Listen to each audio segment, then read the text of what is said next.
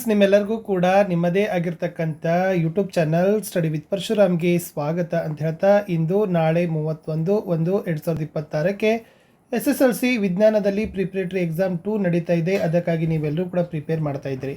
ಇದಕ್ಕಿಂತ ಮುಂಚೆ ನಾನು 50 ಅಂಕಗಳ ಒಂದು ಪಾಸಿಂಗ್ ಪ್ಯಾಕೇಜ್ ಹಾಕಿದ್ದೀನಿ, 60 ಮಾರ್ಕ್ಸ್ನ ಕ್ವಶನ್ಸ್ಗಳ ವಿಡಿಯೋ ಹಾಕಿದ್ದೀನಿ, ಒಂದು ಮಾಡೆಲ್ ಕ್ವಶನ್ ಪೇಪರ್ಗಳನ್ನು ಬಿಡಿಸಿದ್ದೀನಿ. ಇವೆಲ್ಲವುಗಳು ವಿಡಿಯೋದ ಪ್ಲೇಲಿಸ್ಟ್ ಲಿಂಕಲ್ಲಿದ್ದಾವೆ. SSLC 2025-26 model question paper key answer. So ಇವಾಗ ನಾನು ಇದು ಒಂದಿದೆ, ಇನ್ನೊಂದು ವಿಡಿಯೋ ಬರ್ತದೆ. ಜಸ್ಟ್ ಕ್ವಶನ್ ಆನ್ಸರ್ಗಳನ್ನು ನೋಡ್ಕೊತ ಹೋಗಿ ನಿಮಗೆ ಒಂಥರ ಏನಾಗ್ತದಪ್ಪ ಅಂದ್ರೆ ಕಾನ್ಫಿಡೆನ್ಸ್ ಬಿಲ್ಡ್ ಆಗ್ತದೆ. 50 to 60 ಮಾರ್ಕ್ಸ್ ಆರಾಮಾಗಿ ನೀವು ಏನು ಮಾಡ್ತೀರ ಅಂದರೆ ಗಳಿಸ್ತೀರಿ. ಸೊ ಎಲ್ಲ ಥರದ ಪ್ರಶ್ನೆಗಳು ಇದರಲ್ಲಿ ಇದ್ದಾವೆ. ಎಲ್ಲರೂ ಲೈಕ್, ಶೇರ್ ಮತ್ತು ಸಬ್ಸ್ಕ್ರೈಬ್ ಮಾಡೋದನ್ನು ಮಾತ್ರ ಮರೆಯದಿರಿ. ನೈಟ್ 9 ಗಂಟೆಗೆ ಇವತ್ತು ಲೈವ್ ಕ್ಲಾಸ್ ಇದೆ. ಸೊ ಲೈವ್ ಕ್ಲಾಸಲ್ಲಿನೂ ಕೂಡ ನಿಮಗೆ ಚೆನ್ನಾಗಿ ಪ್ರಶ್ನೆಗಳನ್ನು ಕೊಡ್ತೀನಿ.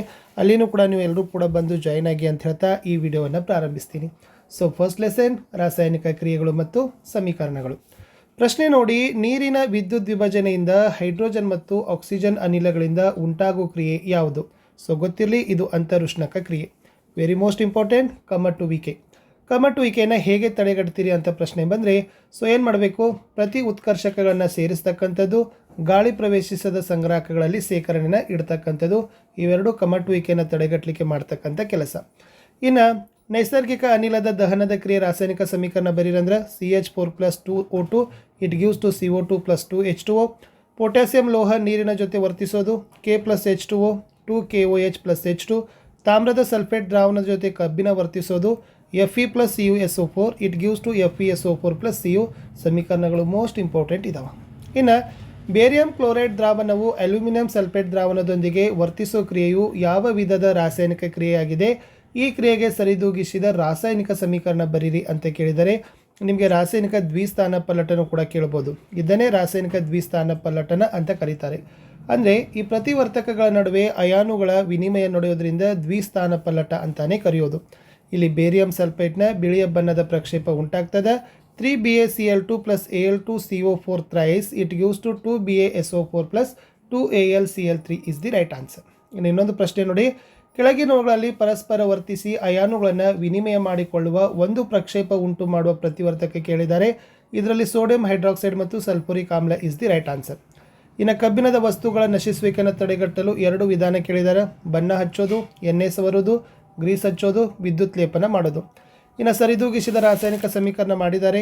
2FeSO4 it gives to Fe2O3 + SO2 + SO3. ಇನ್ನು CH3 + 2O2 it gives to CO2 + 2H2O. ಎಲ್ಲ ಸರಿದೂಗಿಸಿದ ಸಮೀಕರಣ ಹೇಳ್ತಾ ಇದ್ದೀನಿ, ಅದನ್ನೇ ನೋಡ್ಕೊಡ್ರಿ. ಇನ್ನು ತಾಮ್ರದ ಸಲ್ಫೇಟ್ ಹರಳುಗಳನ್ನು ಕಾಸಿದಾಗ ಅದರ ನೀಲಿ ಬಣ್ಣ ಮರೆಯಾಗ್ತದೆ. ಈ ಬದಲಾವಣೆಗೆ ಕಾರಣ ಕೊಡಿ.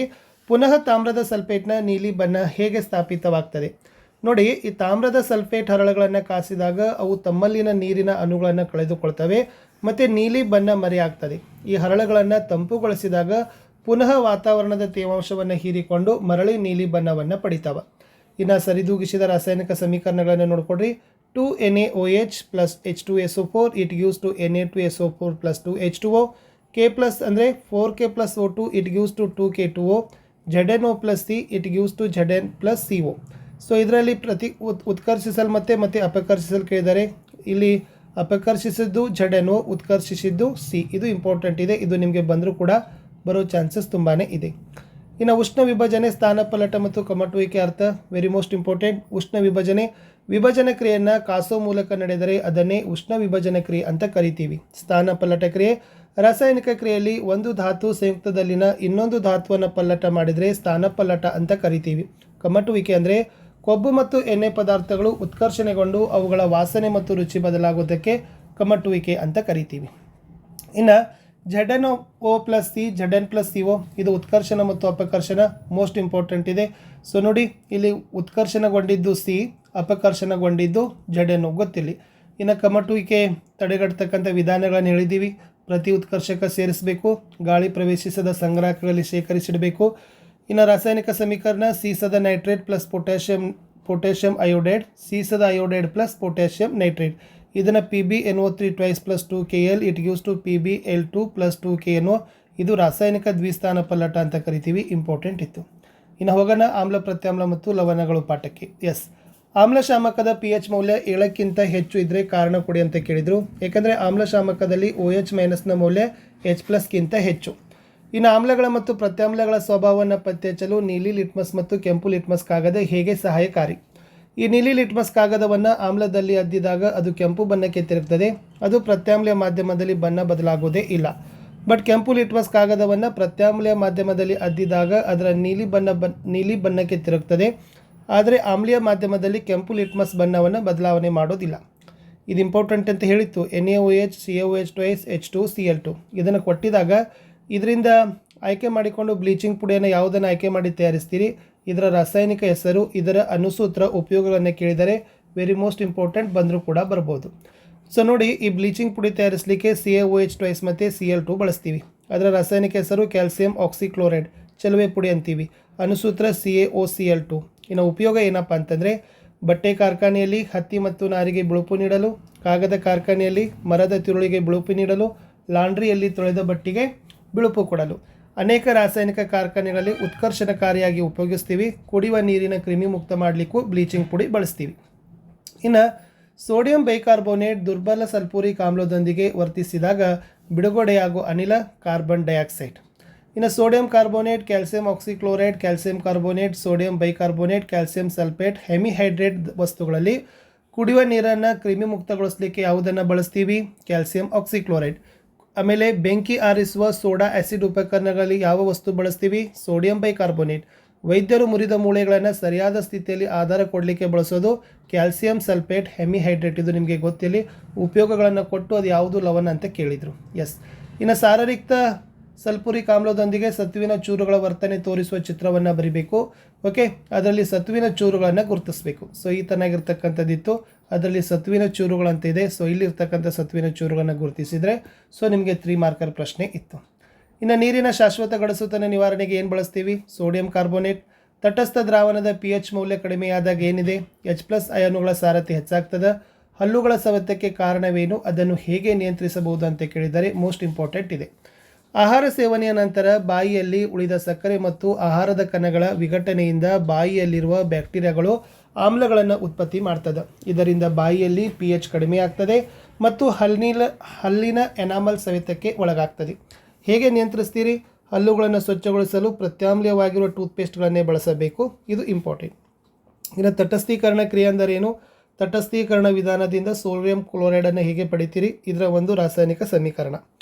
ಆಮ್ಲ ಮತ್ತು ಪ್ರತ್ಯಾಮ್ಲಗಳು ಪರಸ್ಪರ ವರ್ತಿಸಿ ಲವಣ ಮತ್ತು ನೀರನ್ನು ಉಂಟು ಮಾಡೋ ಕ್ರಿಯೆಯೇ ತಟಸ್ಥೀಕರಣ ಕ್ರಿಯೆ. ಅದನ್ನು ಹೇಗೆ ಬಳಸ್ತೀವಿ ಅಂದರೆ, ಒಂದು ಪ್ರಮಾಣದಲ್ಲಿ 2 ml ನಷ್ಟು ಸೋಡಿಯಂ ಹೈಡ್ರಾಕ್ಸೈಡ್ ತೆಗೆದುಕೊಂಡು ಅದಕ್ಕೆ ನಿಧಾನವಾಗಿ ಹೈಡ್ರೋಕ್ಲೋರಿಕ್ ಆಮ್ಲವನ್ನು ಹನಿಯಾಗಿ ಸೇರಿಸುತ್ತಾ ಹೋದಂತೆ ಪ್ರತ್ಯಾಮ್ಲೀಯ ದ್ರಾವಣ ಕಡಿಮೆಯಾಗ್ತಾ ಹೋಗ್ತದೆ. NaOH + HCl it gives to NaCl + H2O. ಇನ್ನು ಅಧಿಕ ಪ್ರಮಾಣದ ಸೋಡಿಯಂ ಹೈಡ್ರಾಕ್ಸೈಡನ್ನು ಅದೇ ಪ್ರತ್ಯಾಮ್ಲೀಯ ದ್ರಾವಣದಲ್ಲಿ ವಿಲೀನಗೊಳಿಸಿದಾಗ ಏನಾಗ್ತದೆ? OH- ಅಯಾನುಗಳ ಸಾರಥ್ಯ ಹೆಚ್ಚಾಗ್ತದೆ. ಇನ್ನು HNO3 ಜಲೀಯ ದ್ರಾವಣ ಆಮ್ಲೀಯ ಗುಣವನ್ನು ಪ್ರದರ್ಶಿಸ್ತದೆ. ಆದರೆ ಆಲ್ಕೋಹಾಲ್ನ ದ್ರಾವಣ ಈ ಗುಣ ಪ್ರದರ್ಶಿಸೋದಿಲ್ಲ. ಏಕೆ?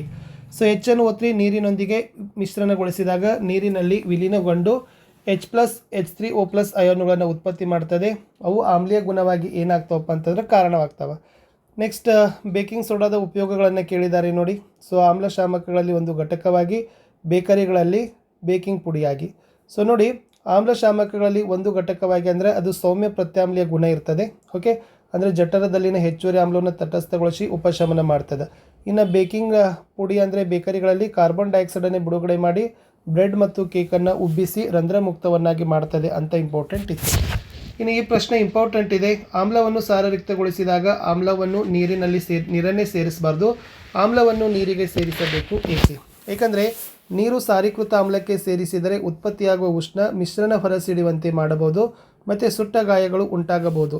ಅತಿಯಾದ ಬಿಸಿಯಾಗುವಿಕೆಯಿಂದ ಗಾಜಿನ ಸಂಗ್ರಾಹಕ ಹೊಡೆಯಬಹುದು.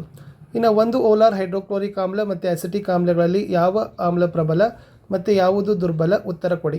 ಇದು ಪ್ರಬಲ ಯಾವುದಪ್ಪ ಅಂದರೆ ಹೈಡ್ರೋಕ್ಲೋರಿಕ್ ಆಮ್ಲ, ಏಕೆಂದರೆ ದ್ರಾವಣದಲ್ಲಿ ಹೆಚ್ಚಿನ ಪ್ರಮಾಣದ H+ ಅಯಾನುಗಳನ್ನು ಉಂಟು ಮಾಡ್ತದೆ. ಇನ್ನು ದುರ್ಬಲ ಅಸಿಟಿಕ್ ಆಮ್ಲ, ಇದರಲ್ಲಿ ಕಡಿಮೆ ಪ್ರಮಾಣದ H+ ಅಯಾನುಗಳನ್ನು ಉತ್ಪತ್ತಿ ಮಾಡ್ತದೆ. ಇನ್ನು ಒಂದು ಪ್ರಮಾಣದಲ್ಲಿ ಭಟ್ಟಿಳಿಸಿದ ನೀರು ಮತ್ತು ಉಳಿದೆರಡು ಪ್ರಮಾಣಗಳನ್ನು ಆಮ್ಲೀಯ ಮತ್ತು ಪ್ರತ್ಯಾಮ್ಲೀಯ ದ್ರಾವಣಗಳನ್ನು ಹೊಂದಿದೆ. ಕೆಂಪು ಮತ್ತು ನೀಲಿ ಲಿಟ್ಮಸ್ ಕಾಗದಗಳನ್ನು ಉಪಯೋಗಿಸಿಕೊಂಡು ಈ ಮೂರು ದ್ರಾವಣಗಳನ್ನು ಹೇಗೆ ಗುರುತಿಸ್ತೀರಿ? ಇಲ್ಲಿ ಭಟ್ಟಿಳಿಸಿದ ನೀರಿಗೆ ಕೆಂಪು ಮತ್ತು ನೀಲಿ ಲಿಟ್ಮಸ್ ಕಾಗದವನ್ನು ಅದ್ದಿದಾಗ ಬಣ್ಣದಲ್ಲಿ ಯಾವುದೇ ಬದಲಾವಣೆ ಆಗೋದಿಲ್ಲ.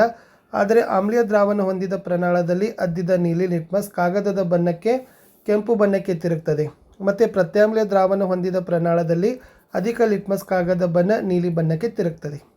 ಇನ್ನು ಲೋಹಗಳು ಮತ್ತು ಅಲೋಹಗಳು ಅಂತ ನೋಡೋಣ. ನೆಕ್ಸ್ಟ್ ಪಾರ್ಟಲ್ಲಿ ಕಂಟಿನ್ಯೂ ಮಾಡ್ತೀನಿ. ಲೋಹದ ಮೇಲೆ ಹಬೆಯ ವರ್ತನೆ ತೋರಿಸುವ ಚಿತ್ರ ಇದೆ. ಸೊ ಅದನ್ನು ಚೆನ್ನಾಗಿ ನೋಡ್ಕೊಡ್ರಿ. ಉಪಕರಣಗಳ ಜೋಡಣೆ ಇದು ಕೂಡ ನಿಮ್ಮ ಎಕ್ಸಾಮ್ಗೆ ಬಂದರೆ ಬರ್ಬೋದು. ಇನ್ನು ಸಲ್ಫೈಡ್ ಅದುರಿನಿಂದ ಸತುವಿನ ಉದ್ಧರಣೆ. ಸೊ ಇದು ಇಂಪಾರ್ಟೆಂಟ್ ಇದೆ. ಇಲ್ಲಿ ಹುರಿಯುವಿಕೆ ವಿಧಾನದಿಂದ ಸತುವಿನ ಸಲ್ಫೈಡ್ ಅದುರುಗಳನ್ನು ಅಧಿಕ ಪ್ರಮಾಣದ ಗಾಳಿಯಲ್ಲಿ ಹೆಚ್ಚಿನ ಉಷ್ಣತೆಯಲ್ಲಿ ಕಾಸಿ ಆಕ್ಸೈಡ್ಗಳನ್ನಾಗಿ ಪರಿವರ್ತಿಸ್ತಾರೆ. ZnS+O2 it use to ZnO+SO2. ನಂತರ ಕಾರ್ಬನ್ನಂಥ ಸೂಕ್ತ ಅಪಕರ್ಷಣಕಾರಿಯನ್ನು ಬಳಸಿ ಲೋಹದ ಆಕ್ಸೈಡ್ಗಳನ್ನು ಆಯಾ ಲೋಹಗಳನ್ನಾಗಿ ಅಪಕರ್ಷಣೆ ಮಾಡ್ತಾರೆ. ಇನ್ನು ಸತುವಿನ ಆಕ್ಸೈಡ್ ಅದಿರನ್ನು ಕಾರ್ಬನ್ನಂಥ ಸೂಕ್ತ ಅಪಕರ್ಷಣಕಾರಿಯನ್ನಾಗಿ ಬಳಸಿ ಲೋಹದ ಆಕ್ಸೈಡ್ಗಳನ್ನು ಆಯಾ ಲೋಹಗಳನ್ನಾಗಿ ಅಪಕರ್ಷಿಸ್ತಾರೆ. ZnO+C it gives to Zn+CO. ಇನ್ನು ಎಲೆಕ್ಟ್ರಾನ್ಗಳ ವರ್ಗಾವಣೆಯಿಂದ ಸೋಡಿಯಂ ಕ್ಲೋರೈಡ್ನ ಅಣುವಿನ ಉಂಟಾಗುವಿಕೆಯನ್ನು ತೋರಿಸಿ ಅಂತ ಕೇಳಿದ್ದಾರೆ. ಇದು ಮೋಸ್ಟ್ ಇಂಪಾರ್ಟೆಂಟ್ ಇದೆ. ಸೊ ನೋಡ್ಕೊಂಡೋಗಿ. ಸೋಡಿಯಂ ಪರುವಿನ ಎಲೆಕ್ಟ್ರಾನಿಕ್ ವಿನ್ಯಾಸ 2 8 1, ಕ್ಲೋರಿನ್ದು 2 8 7. ಸ್ಥಿರ ಅಷ್ಟಕ ವಿನ್ಯಾಸ ಪಡೆಯಲು ಸೋಡಿಯಂ 1 ಎಲೆಕ್ಟ್ರಾನ್ ಕಳೆದುಕೊಂಡು ಸೋಡಿಯಂನ ಧನ ಅಯಾನು Na+ ಆಗ್ತದೆ. ಕ್ಲೋರಿನ್ ಅಯಾನು ಸೋಡಿಯಂನಿಂದ 1 ಎಲೆಕ್ಟ್ರಾನ್ ಪಡೆದುಕೊಂಡು ಕ್ಲೋರೈಡ್ನ ಋಣ ಅಯಾನು Cl- ಆಗ್ತದೆ. ಪರಸ್ಪರ ವಿರುದ್ಧ ವಿದ್ಯುತ್ ಪಡೆದ Na+ ಮತ್ತು Cl- ಅಯಾನುಗಳ ನಡುವೆ ಸ್ಥಾಯಿ ವಿದ್ಯುತ್ ಆಕರ್ಷಣ ಬಲ ಉಂಟಾಗಿ ಸೋಡಿಯಂ ಕ್ಲೋರೈಡ್ ಉಂಟಾಗ್ತದೆ. ಈ ಥರನಾಗಿರ್ತಕ್ಕಂಥ ಚಿತ್ರ ಬರೆದ್ರೆ ಸೊ ಉತ್ತರ ಕಂಪ್ಲೀಟ್ ಆಗ್ತದೆ. ಇನ್ನು ತಾಮ್ರ ಮತ್ತು ಸತುವಿನಿಂದ ಮಾಡಲ್ಪಟ್ಟಿರುವ ಮಿಶ್ರಲೋಹ ಯಾವುದು? ಕಂಚಾಗಿದೆ. ಕೈಗಾರಿಕೆಗಳಲ್ಲಿ ಥರ್ಮೈಟ್ ಕ್ರಿಯೆಯನ್ನು ಏಕೆ ಬಳಸ್ತಾರೆ ಅಂತ ಕೇಳಿದ್ದಾರೆ. ಈ ಥರ್ಮೈಟ್ ಕ್ರಿಯೆ ಮೋಸ್ಟ್ ಇಂಪಾರ್ಟೆಂಟ್ ಇದೆ, ಓದ್ಕೊಡ್ರಿ. ರೈಲು ಹಳಿಗಳು ಅಥವಾ ಮುರಿದ ಯಂತ್ರಗಳ ಜೋಡಣೆಯಲ್ಲಿ ಥರ್ಮೈಟ್ ಕ್ರಿಯೆಯನ್ನು ಬಳಸ್ತೀವಿ. ಇನ್ನು ಅಯಾನಿಕ್ ಸಂಯುಕ್ತಗಳ ಗುಣಲಕ್ಷಣಗಳು ವೆರಿ ಮೋಸ್ಟ್ ಇಂಪಾರ್ಟೆಂಟ್. ಇವು ಘನ ವಸ್ತುಗಳಾಗಿದ್ದು ಸಾಮಾನ್ಯವಾಗಿ ಬಿದುರಾಗಿದ್ದಾವೆ, ಹೆಚ್ಚು ಕರಗುವ ಮತ್ತು ಕುದಿಬಿಂದು ಹೊಂದಿದ್ದಾವೆ, ಸಾಮಾನ್ಯವಾಗಿ ನೀರಿನಲ್ಲಿ ವಿಲೀನವಾಗ್ತವೆ, ದ್ರವಿಸಿದ ಹಾಗೂ ದ್ರಾವಣ ಸ್ಥಿತಿಯಲ್ಲಿ ಉತ್ತಮ ವಿದ್ಯುತ್ನ ವಾಹಕಗಳಾಗಿವೆ ಅಂತ ಬರೆದ್ರೆ ಸಾಕು. ಇನ್ನು ಅಲ್ಯೂಮಿನಿಯಂ ಆಕ್ಸೈಡನ್ನು ಉಭಯವರ್ತಿ ಆಕ್ಸೈಡ್ ಅಂತಲೇ ಏಕೆ ಕರೀತಾರೆ? ಇದು ಮೋಸ್ಟ್ ಇಂಪಾರ್ಟೆಂಟ್. ಏಕೆಂದರೆ ಅಲ್ಯೂಮಿನಿಯಂ ಆಕ್ಸೈಡ್ ಆಮ್ಲ ಮತ್ತು ಪ್ರತ್ಯಾಮ್ಲಗಳೆರಡರ ಜೊತೆಗೆ ವರ್ತಿಸಿ ಲವಣ ಮತ್ತು ನೀರನ್ನು ಉಂಟು ಮಾಡೋದ್ರಿಂದ ಅಲ್ಯೂಮಿನಿಯಂ ಆಕ್ಸೈಡನ್ನು ಉಭಯವರ್ತಿ ಆಕ್ಸೈಡ್ ಅಂತಲೇ ಕರೆಯೋದು. ಇನ್ನು ಕ್ಯಾಲ್ಸಿಯಂ ನೀರಿನ ಮೇಲೆ ತೇಲ್ತದೆ ಅಂತ ಕೇಳಿದ್ದಾರೆ. ಎಸ್, ಕ್ಯಾಲ್ಸಿಯಂ ಲೋಹದ ನೀರಿನೊಂದಿಗೆ ವರ್ತನೆಯ ತೀವ್ರತೆ ಕಡಿಮೆ, ಬಿಡುಗಡೆಯಾಗುವ ಉಷ್ಣ ಹೈಡ್ರೋಜನ್ ಅನಿಲ ಹೊತ್ತಿಕೊಳ್ಳಲು ಸಾಕಾಗುವುದಿಲ್ಲ. ಲೋಹದ ಮೇಲ್ಮೈಗೆ ಬಿಡುಗಡೆಯಾಗುವ ಹೈಡ್ರೋಜನ್ ಅನಿಲದ ಗುಳ್ಳೆಗಳು ಅಂಟಿಕೊಳ್ಳೋದ್ರಿಂದ ಕ್ಯಾಲ್ಸಿಯಂ ನೀರಿನ ಮೇಲೆ ತೇಲ್ತದೆ. ಇನ್ನು ಕಾಸುವಿಕೆ ಮತ್ತು ಹುರಿವಿಕೆ ಕೇಳಿದರು. ಇದನ್ನು ಲಾಸ್ಟ್ ಟೈಮು ಕೇಳಿದರು, ಇದು ಕೂಡ ಬಂದರೆ ಬರ್ಬೋದು. ಕಾಸುವಿಕೆ, ಕಾರ್ಬೋನೇಟ್ ಅದಿರುಗಳನ್ನು ಆಕ್ಸೈಡ್ ಆಗಿ ಪರಿವರ್ತಿಸಬೇಕಾದರೆ ಕಡಿಮೆ ಗಾಳಿಯಲ್ಲಿ ಹೆಚ್ಚಿನ ಉಷ್ಣತೆಯಲ್ಲಿ ಕಾಸೋ ಪ್ರಕ್ರಿಯೆ ಕಾಸುವಿಕೆ. ಇನ್ನು ಹುರಿವಿಕೆ ಅಂದರೆ ಸಲ್ಫೈಡ್ ಅದಿರನ್ನು ಆಕ್ಸೈಡ್ ಆಗಿ ಪರಿವರ್ತಿಸಲು ಅಧಿಕ ಪ್ರಮಾಣದ ಗಾಳಿಯಲ್ಲಿ ಹೆಚ್ಚಿನ ಉಷ್ಣತೆಗೆ ಕಾಸೋ ಪ್ರಕ್ರಿಯೆ ಹುರಿವಿಕೆ. ಸೊ ಸತುವಿನ ಕಾರ್ಬೋನೇಟನ್ನು ಕಾಸೋ ಪ್ರಕ್ರಿಯೆಗೆ ಒಳಪಡಿಸಿದಾಗ ಸತುವಿನ ಆಕ್ಸೈಡ್ ಬರ್ತದೆ. ZnCO3 it gives to ZnO+CO2. ಈ ZnS ಹುರಿವಿಕೆಗೆ ಒಳಪಡಿಸಿದಾಗ ZnO ಉಂಟಾಗ್ತದೆ. 2 ZnS+3O2 it gives to 2 ZnO+2SO2. ಈ ಕ್ರಿಯೆಗಳ ನಂತರ ಅಪಕರ್ಷಣೆ ಅಗತ್ಯವಿದೆ, ಏಕೆಂದರೆ ಸತುವಿನ ಆಕ್ಸೈಡನ್ನು ಸೂಕ್ತ ಅಪಕರ್ಷಣಕಾರಿಯಿಂದ ಅಪಕರ್ಷಿಸಿದಾಗ ಸತುವಿನ ಲೋಹ ಉಂಟಾಗ್ತದೆ. ಇನ್ನು ABC ಧಾತುಗಳು ಎಲೆಕ್ಟ್ರಾನ್ ವಿನ್ಯಾಸಗಳು ಕ್ರಮವಾಗಿ 2 8 2 ಅನುಪಾತ 2 8 2 8 7. ಓಕೆ, ಇವುಗಳಲ್ಲಿ ಪರಸ್ಪರ ವರ್ತಿಸಿ ಒಂದು ಅಯಾನಿಕ್ ಸಂಯುಕ್ತವನ್ನು ಉಂಟು ಮಾಡೋ ಧಾತು ಯಾವುದು ಅಂತ ಕೇಳಿದ್ರು. A ಮತ್ತು C ಧಾತುಗಳು ಗೊತ್ತಿರಲಿ. ಇನ್ನು ಗ್ಯಾಲ್ವನೀಕರಣ ಅಂದರೆ ಏನು ನೆನಪಿಟ್ಕೊಡ್ರಿ. ಉಕ್ಕು ಮತ್ತು ಕಬ್ಬಿಣವನ್ನು ತುಕ್ಕಿನಿಂದ ರಕ್ಷಿಸಲು ಸತುವಿನ ತೆಳುವಾದ ಲೇಪನ ಮಾಡೋದೇ ಗ್ಯಾಲ್ವನೀಕರಣ. ಇನ್ನು ಸತುವಿನಂಥ ಲೋಹ ನೈಟ್ರಿಕ್ ಆಮ್ಲದೊಂದಿಗೆ ವರ್ತಿಸಿದಾಗ ಹೈಡ್ರೋಜನ್ ಬಿಡುಗಡೆಯಾಗೋದಿಲ್ಲ. ಏಕೆ? ಸೊ ನೈಟ್ರಿಕ್ ಆಮ್ಲ ಒಂದು ಪ್ರಬಲ ಉತ್ಕರ್ಷಕ ಯಾರೆಯಾಗಿದ್ದು ಇದು ಉತ್ಪತ್ತಿಯಾದ ಹೈಡ್ರೋಜನನ್ನು ಉತ್ಕರ್ಷಿಸಿ ನೀರನ್ನು ಉತ್ಪತ್ತಿ ಮಾಡುತ್ತದೆ ಮತ್ತು ಸ್ವತಃ ಯಾವುದಾದರೊಂದು ನೈಟ್ರೋಜನ್ ಆಕ್ಸೈಡ್ ಆಗಿ ಅಪಕರ್ಷಣೆ ಹೊಂದುತ್ತದೆ ಅಂತ ಬರೆದ್ರೆ ಸಾಕು. ಇನ್ನು ಲೋಹದ ಮೇಲೆ ಹಬೆಯ ವರ್ತನೆ ತೋರಿಸೋ ಚಿತ್ರವನ್ನು ಚೆನ್ನಾಗಿ ಪ್ರಾಕ್ಟೀಸ್ ಮಾಡಿ, ಅದನ್ನೇ ಪದೇ ಕೇಳಿದ್ದಾರೆ. ಇನ್ನು ಎಲೆಕ್ಟ್ರಾನ್ಗಳ ವರ್ಗಾವಣೆಯಿಂದ ಸೋಡಿಯಂ ಕ್ಲೋರೈಡ್ ಅಣುವಿನ ಉಂಟಾಗುವಿಕೆ, ಇದು ಕೂಡ ಮೋಸ್ಟ್ ಇಂಪಾರ್ಟೆಂಟ್ ಇತ್ತು. ಸ್ವಲ್ಪ ಪಾಸ್ ಮಾಡಿ ಸ್ಕ್ರೀನ್ಶಾಟ್ ತೊಗೊಂಡು ಇದನ್ನು ನೀವೇನು ಮಾಡಿ ಅಂತಂದರೆ ಪ್ರಿಪೇರ್ ಮಾಡಿ. ಕಾಸುವಿಕೆ ಮತ್ತು ಹುರಿವಿಕೆ ಭಾಳ ಮೋಸ್ಟ್ ಇಂಪಾರ್ಟೆಂಟ್ ಇತ್ತು. ಇನ್ನು ಬೆಸುಗೆ ಲೋಹದಲ್ಲಿರುವ ಘಟಕ ಲೋಹಗಳು ಯಾವುವು ಅಂತ ಕೇಳಿದ್ದಾರೆ. ಸೊ ಅಲ್ಲಿ ಸೀಸ ಮತ್ತು ತವರೆ ಬರ್ತದೆ. ಇನ್ನು ವಿದ್ಯುತ್ ತಂತ್ರನ ಸೇರಿಸಲು ಬೆಸುಗೆ ಲೋಹವನ್ನು ಏಕೆ ಬಳಸ್ತಾರೆ ಅಂತ ಕೇಳಿದ್ರು. ಕಡಿಮೆ ದ್ರವಣ ಬಿಂದು ಹೊಂದಿರೋದ್ರಿಂದ ವಿದ್ಯುತ್ ತಂತಿಗಳನ್ನು ಬೆಸಲಿಕ್ಕೆ ಬಳಸ್ತಾರೆ. ಮುಂದಿನ ಭಾಗ ನೆಕ್ಸ್ಟ್ ವಿಡಿಯೋದಲ್ಲಿ. ಬಾಯ್.